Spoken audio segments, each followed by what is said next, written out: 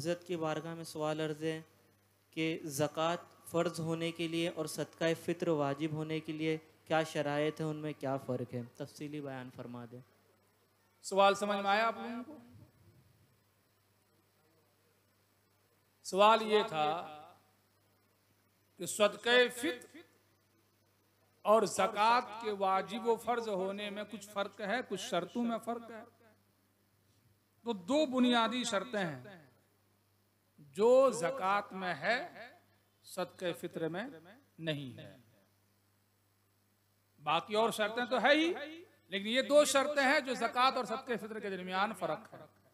पहली शर्त हौलाने हौल, यानी ज़कात तभी फर्ज होगी जबकि माल आए हुए 1 साल पूरा हो गया। साहिब निसाब बनने के बाद साल पूरा हो गया। मिसाल के तौर पर पिछले साल 1 रमजान को माल आया, समझ रहे?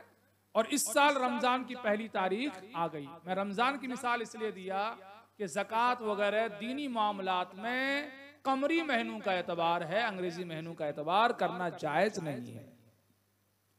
समझ रहे हैं?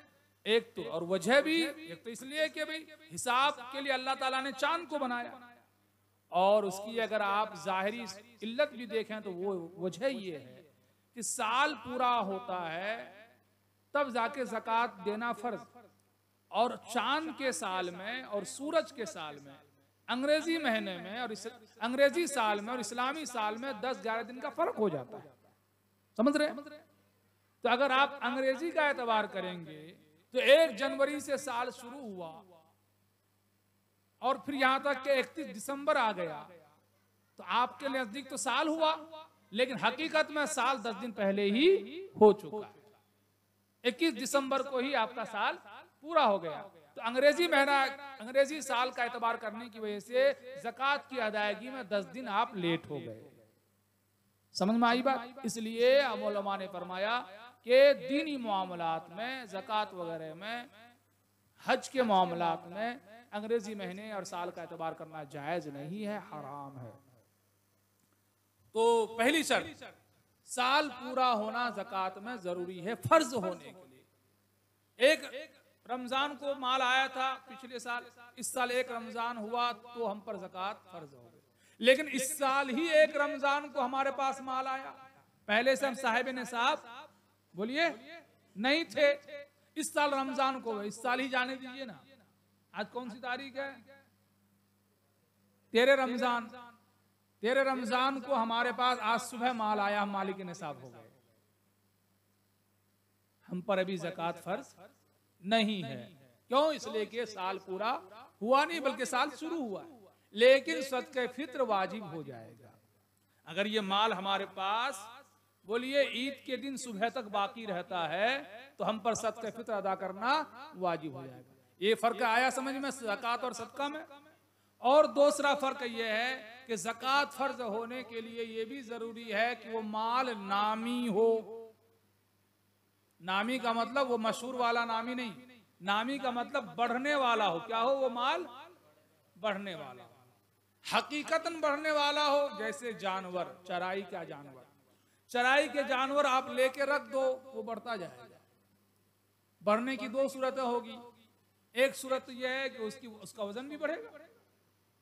कीमत अगर 10,000 थी तो उसकी कीमत 20,000 हो जाएगी, मिसाल के तौर पर 15,000, 12,000, ये बढ़ना हुआ। और हकीकतन भी, और दूसरे एतबार से बढ़ना, चराई के जानवर 2-4 रखो, बच्चे होते जाएंगे, तो बढ़ रहे हैं कि नहीं बढ़ रहे हैं? ये हुआ, ये ज़कात के लिए शर्त है, नामी होना, बढ़ने वाला। और सोना चांदी भी बढ़ता है। आप सोना खरीद के रख दो, उसकी कीमत हर दिन, हर साल क्या होती है? बढ़ती जाती है। जब मैंने होश संभाला था तो सोने की कीमत 3,000 थी हजरत, सोने की कीमत 3,000 रुपये भर, यानी 11 ग्राम 664 मिलीग्राम, 3,000 थी उतने की कीमत। और आज आप 11 ग्राम 664 मिलीग्राम सोना खरीदने जाएं तो शायद कीमत 70,000 हो गई। तो बढ़ी कि नहीं? तो सोना और चांदी ये है माले नामी, बढ़ने वाला माल। आप कुछ भी नहीं खरीद के रख दो घर में, हर साल कीमत बढ़ती जाएगी। जानवर आप 2-4 पाल लो, हर साल बच्चे होंगे, गोश्त होगा, दूध भी मिलता रहेगा, बढ़ना है। ये तो हुआ हकीकत में बढ़ना, लेकिन रुपया पैसा को बढ़ने वाले माल में शुमार किया गया है। वो हकीकत में तो बढ़ता नहीं है, लेकिन अगर उसको तिजारत में लगाएंगे तो वो बढ़ेगा। घर में बैठा देंगे तो नहीं बढ़ेगा। 100 रुपया आप घर में रख दें तो कुछ नहीं होगा, लेकिन 100 रुपये को कारोबार में लगाएं तो बढ़ता है। तो ज़कात अदा करना फर्ज तब होगा जबकि वो माल जो निसाब है, जरूरत से ज्यादा जो निसाब वाला माल है वो माले नामी हो, तभी जाके ज़कात फर्ज होगी। सदका में माले नामी होना शर्त नहीं है। बात समझ में आई? अब उसकी मिसाल से मैं वाजे करना चाहता हूं। मेरे पास 2 घर है, मसलन क्या है, दुआ कीजिए हकीकत में हो जाए। तो मसलन 2 घर है, तो एक घर में मैं रह रहा हूं, दूसरा घर मेरी जरूरत से ज्यादा है, किराए पे है, जरूरत से वो ज्यादा है और उसकी कीमत 1 करोड़ है। तो कहते हैं उस घर की वजह से सदका फित्र वाजिब है देना, लेकिन उस पर ज़कात फर्ज नहीं है।